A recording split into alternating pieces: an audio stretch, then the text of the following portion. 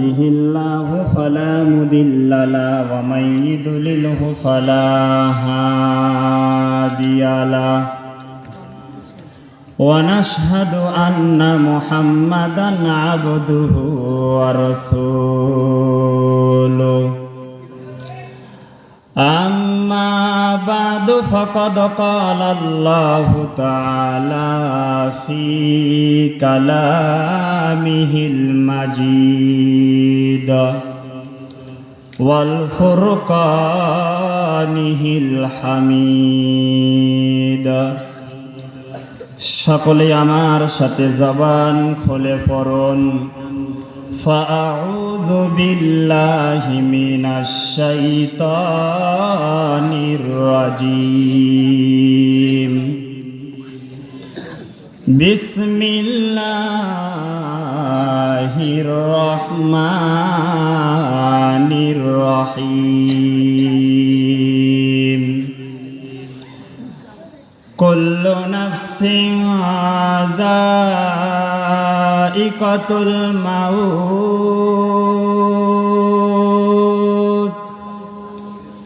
ثم إلينا ترجعون صدق الله المولانا العظيم عن أبي هريرة رضي الله تعالى عنه قال قال رسول الله صلى الله عليه وسلم إذا مات الإنسان انقطع عنه عمله إلا من صدقة جارية أو علم ينتفع به أو ولد صالح يدعو له رواه مسلم أو كما قال عليه الصلاة والسلام قال رب اشرح لي صدري ويسر لي أمري واحلل عقدة من لساني يفقه قولي وبك نستعين يا مستعان সকলে আমরা দরুদ শরীফ পড়ি আল্লাহুম্মা সাল্লি আলা মুহাম্মাদিন ওয়া আলা আলি মুহাম্মাদ কামা সাল্লাইতা আলা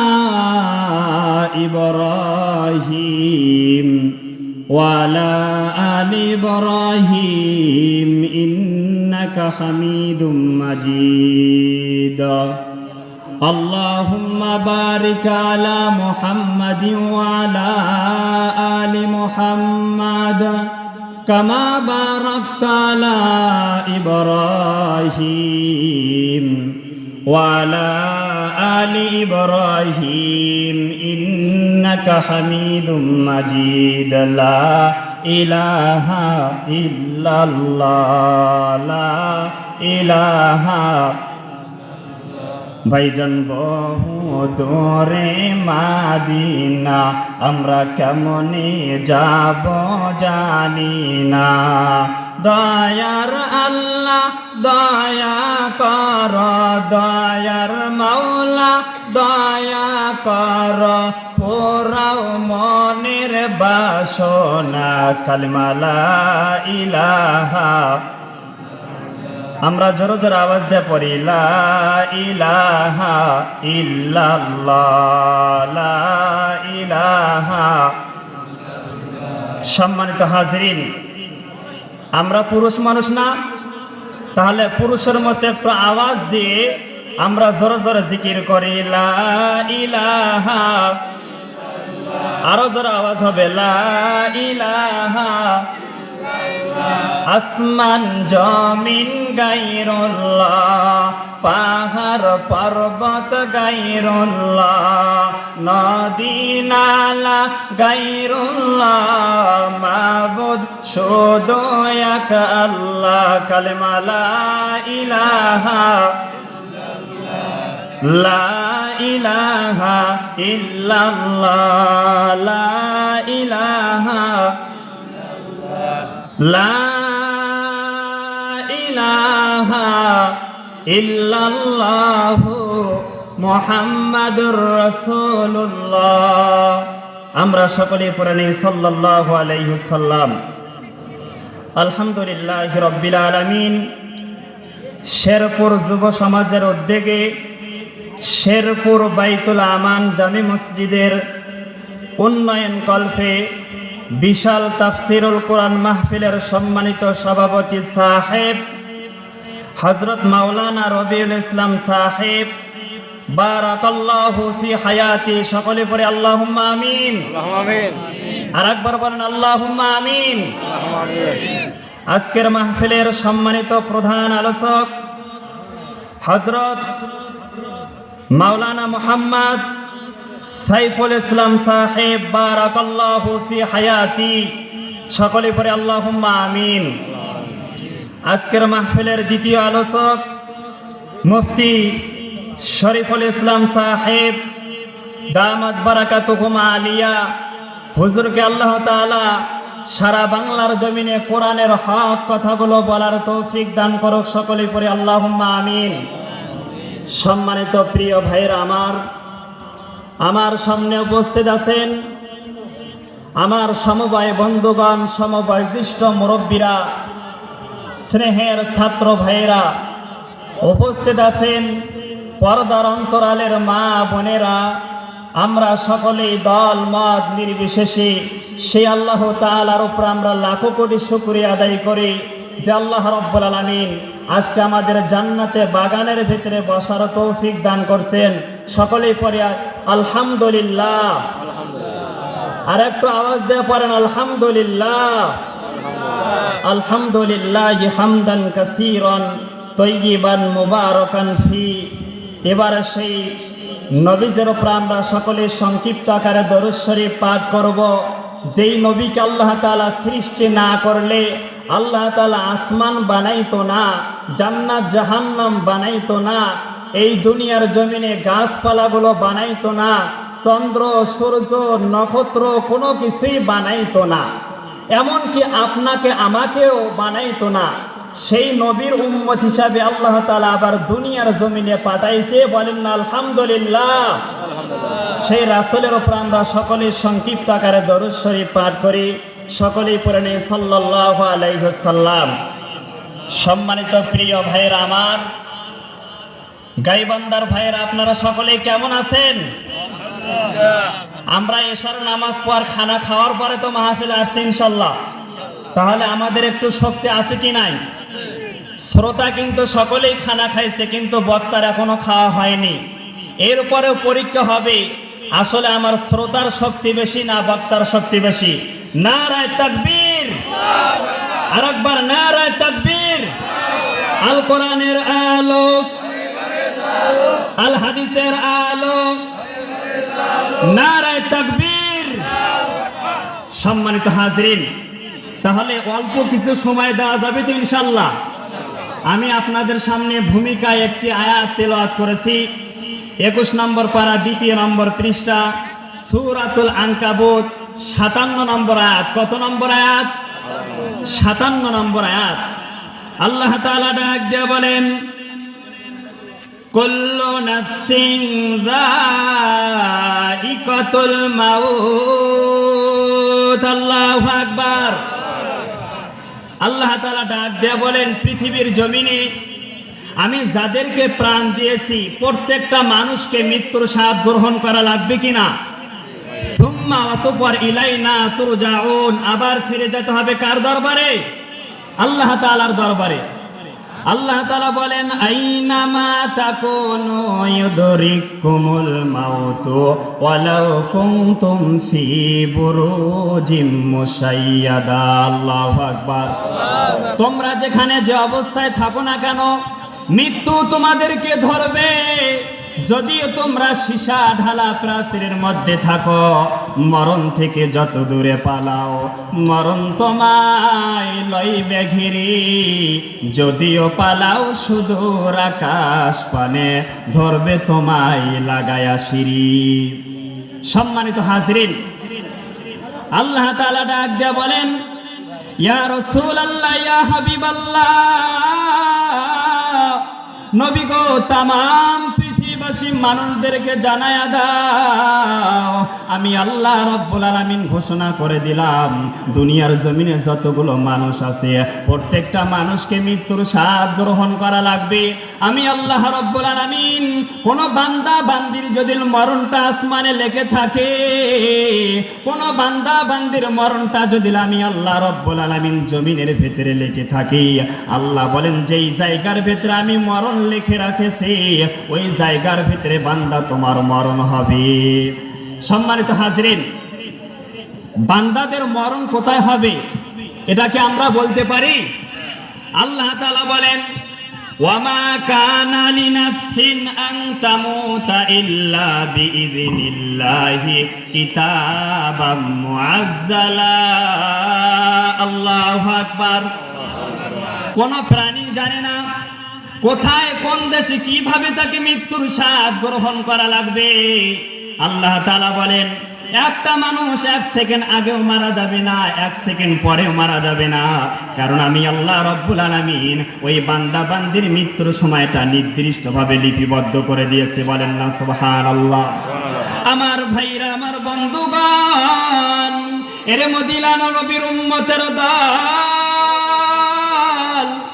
সময় আমার অল্প, কথা বলবো স্বল্প, শোনাবো আপনাদেরকে আমি কোরআন হাদিসের চমৎকার গল্প। বলেন না আল্লাহু আকবার।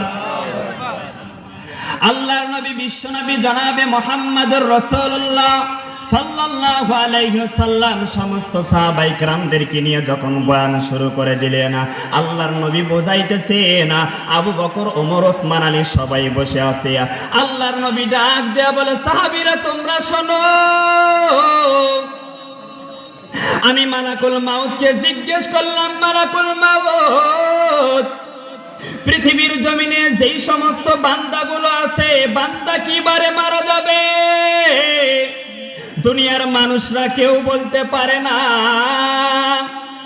এইবারে মালাকুল মাউত ডাক দেয়া বলে, ইয়া রাসূলুল্লাহ, ইয়া হাবিবাল্লাহ, আল্লাহ তাআলার আরশে আজিম আছে, আরশে আজিমের নিচে একটা গাছ আছে, আর ওই গাছের ভিতরে এতগুলো পাতা আছে রে বাবা।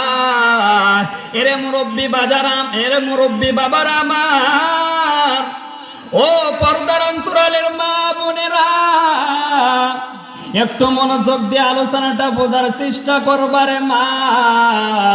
এর যুবক ভাই, আল্লাহর গোলাম, মালাকুল মাউত এইবারে ডাক দিয়া বলে, আল্লাহ তাআলার আরশ আজিমের নিচে এমন একটা গাছ আছে,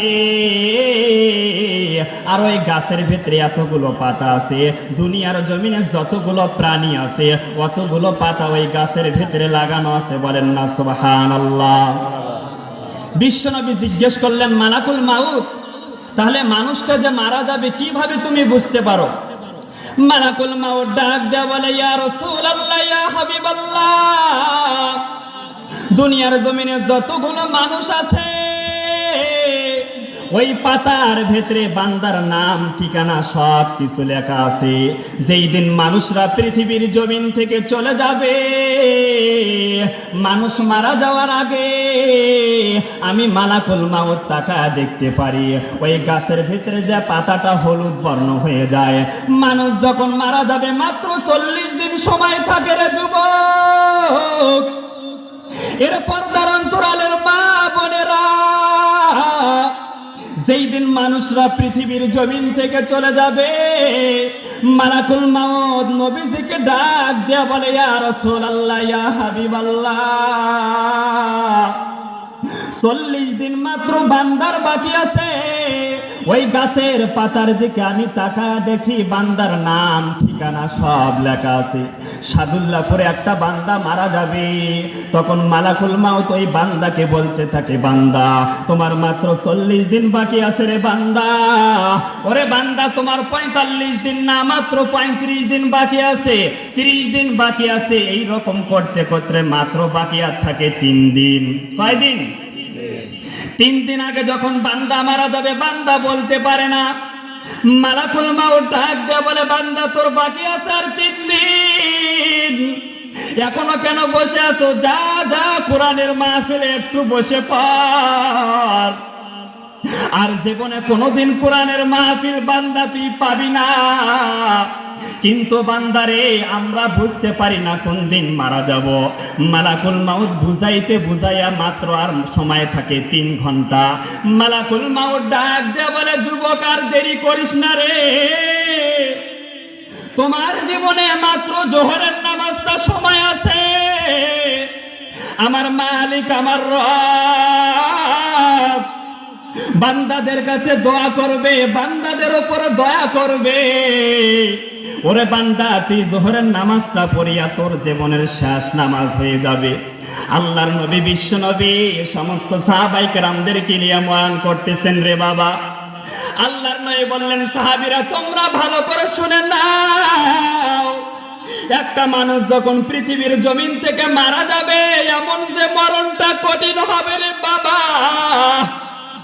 আল্লাহর নবী ডাক দেয়া বলে, যুবক, মানুষ যখন মারা যাবে, একটা জীবন্ত ছাগলকে জবাই না করিয়া তার শরীর থেকে চামড়াগুলো খসে ফেলে দেওয়া হয়।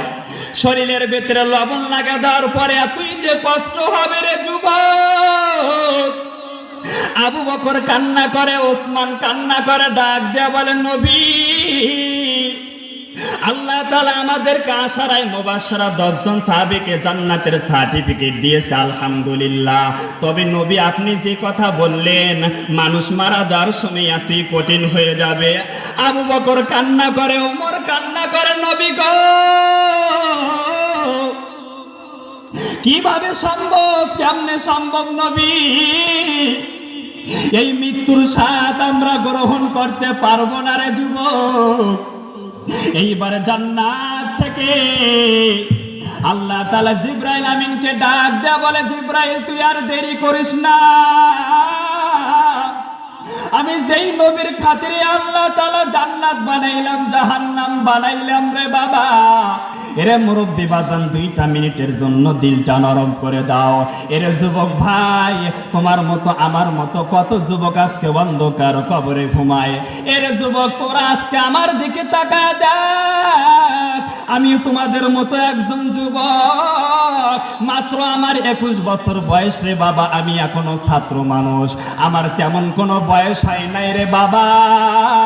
কিন্তু আমি ছাত্র জীবনে আমার কত বন্ধু বান্ধবকে হারাইছে, আমি কত মানুষের জানাজা পড়াইছি রে বাবা, কত মানুষের কবরে না মাটি দিয়েছে রে বাবা। একটু জিকির করি লা ইলাহা ইল্লাল্লাহ, লা ইলাহা ইল্লাল্লাহ,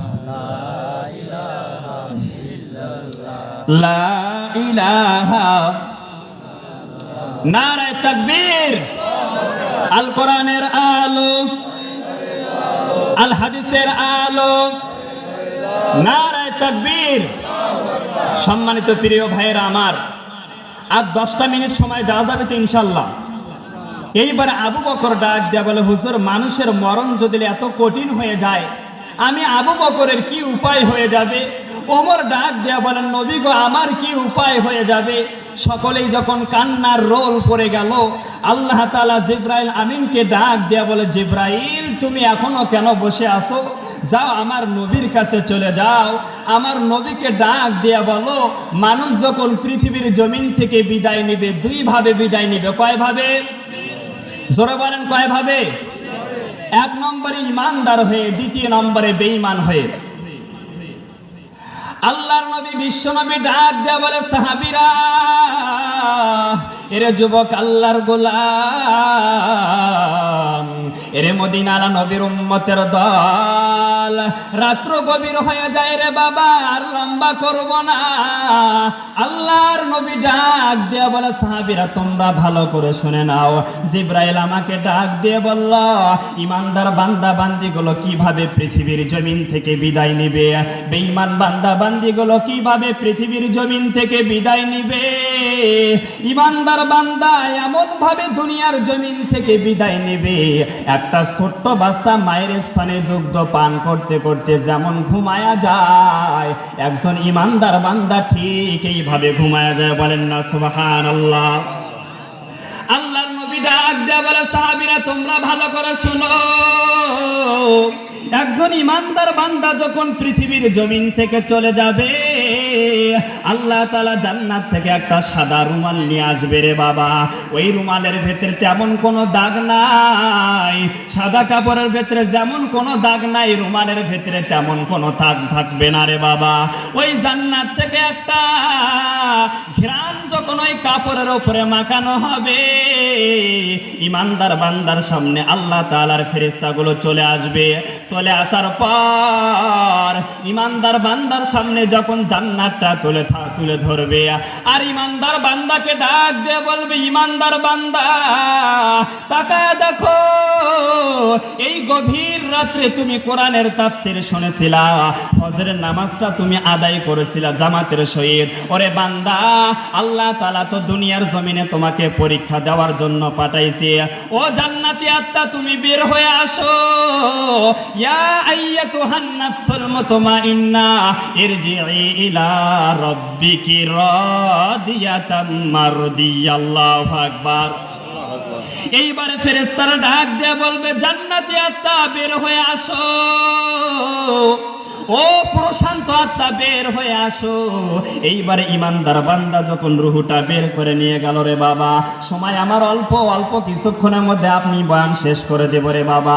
বেঈমান বান্দা যখন দুনিয়ার জমিন থেকে চলে যায়, সম্মানিত হাজিরিন, এর যুবক আল্লাহর গোলাম, ঈশার নামাজ পর আপনি আপনার বিবি সহকারে আপনি একই খাটের ভিতরে ঘুমায়া গেলেন। প্লিজ বন্ধুগণ, 5টা মিনিটের জন্য মনটা নরম করে দিবেন রে বাবা। ঈশার নামাজ পর এই ওয়াজ মাহফিলে শোনার পর আপনার বিবি আপনি একই সাথে খানা খাওয়ার পর যখন ঘুমের ঘরে চলে গেলেন, হঠাৎ করে ঘুমের মধ্যে আপনার মরণটা হয়ে যায়। গভীর রাত্রিতে আপনার বিবি আপনাকে ডাক দিয়া বলে, একটু আব্দুর রহমানের বাবা ওঠো না, একটু বাহিরে যাওয়ার লাগবে। দ্বিতীয়বার যখন আপনাকে আবার জিজ্ঞেস করলো, একটু ওঠো না, আমরা বাহিরে চলে যাব, আপনার বিবির ভেতরে মনের ভেতরে সন্দেহ জেগে আসলো, আমার স্বামী কেন কথা বলে না? আমি যখন একদিন যখন ডাক দেই, স্বামী তো আমার লাভ দিয়ে ওঠে, আজকে কেন আমার স্বামী ওঠে না? এরে বন্ধু, এইবার তৃতীয়বার আপনার বিবি আপনার শরীরের ভেতরে যখন হাত লাগাবে, হাত লাগানোর সঙ্গে সঙ্গে দেখবে তার স্বামী মারা গেছে, শরীরটা ঠান্ডা হয়ে গেছে, শরীরটা এত শক্ত হয়ে গেছে রে বাবা। এইবার আপনার বিবি চিৎকার করে ডাক দিয়ে বলবে, বাবা, ওরে বাবা আব্দুর রহমান, এখনো কেন ঘুমাও? বাবা জলদি করে ওঠ রে বাবা, তোর বাবা মনে হয় আর দুনিয়ার জমিনে জীবিত নাই। এইবার আপনার ছেলে আপনার রুমের ভেতরে চলে আসলো, বাবা এইবারে চিৎকার করে বলে, বাবা ঈশার নামাজ পড়ে কি সাথে সবাই খানা খাইলাম রে বাবা, কিন্তু বাবা তুমি এমন ঘুম ঘুমাইছো, আর কি কথা বলবা না? এইবার সন্তান আপনার বিবি যখন চিৎকার করে, আশেপাশের মানুষগুলো ডাক দেয়া বলে, অমুকের বাসায় রাত 3টার সময় কেন চিৎকারের আওয়াজ শোনা যায়? এরে মুরব্বি বাজান আমার, এই গভীর রাত্রিতে যে মানুষটা মারা গেছে সে বুঝতে পারবে না আমি মারা গেছি। ওই মৃত মানুষটা ভাববে আমি মনে হয় স্বপ্ন দেখতেছি। এই গভীর রাত্রিতে হঠাৎ করে তাকা দেখবে সে, কোনদিন তো রাত 3টার সময় আমার বাড়িতে কোনো মানুষ আসে নাই, একদল মানুষ আপনার রুমের ভেতরে চলে আসবে। বাবা রে, ওই থাই লাগানো রুমের ভেতরে, টাইলস লাগানো রুমের ভেতরে বাবা, এর মুরব্বী বাবারে একটু চিন্তা করো, একই সাথে কত মানুষ ময়দানের ভেতরে বসেছিল, আজকে কত মানুষ ওই কবরে ঘুমায়। ওই দেখা যায় কবরের স্থান ওই আমাদের ঘর, ওই খানাতে থাকতে হবে সারাটা জীবন ভর। ও কবর তুই চাস কি? টাকা পয়সা নাই কি? সুদ আমি খাই না, মুমিন বান্দা পাই না, একটা যদি পাই অমনে ধরে জান্নাতে পাঠায়। বলেন না সুবহানাল্লাহ। এই গভীর রাত্রিতে রে বাবা, যেই মানুষটা মারা গেছে সে টাকা দেখবে, আপনার শরীর থেকে বেলের দিয়ে কাপড়গুলো কেটে কেটে সব খোলা হবে। ওই রুম থেকে যখন আপনাকে বের করা হবে, বাড়ির মাঝখানে, আঙিনার মাঝখানে রে বাবা, একটা পুরাতন চকি বিছাইয়া, একটা পুরাতন মশারি টানাইয়া, আপনার যেই বিবি ল্যাব গায়ে দেয়া একই কম্বলের তলে ঘুমাইছিলেন, ওই বিবি আপনার কাছে আর আসবে না রে বাবা। ওই বিবি ফজর পর্যন্ত থাকলো না। এরে মদিনার নবীর উম্মতের দল, যুবক ভাইরে আমার, মৃত মানুষটা তখন ভাববে, আল্লাহ এখনো ফজর হয় নাই, আমাকে আঙিনার মাঝখানে কেন বার করা হলো? এইবারে বের করার পর ওই মৃত মানুষটা তাকা দেখবে, ওই গভীর রাত্রিতে একদল মানুষ একটা গরম পানির নিচে যখন জাল দেওয়া শুরু করলো, বড়াই পাতার নিচে যখন জাল দেওয়া শুরু করলো, ফজরের আগে আপনাকে একবার গোসল দেওয়াইলো।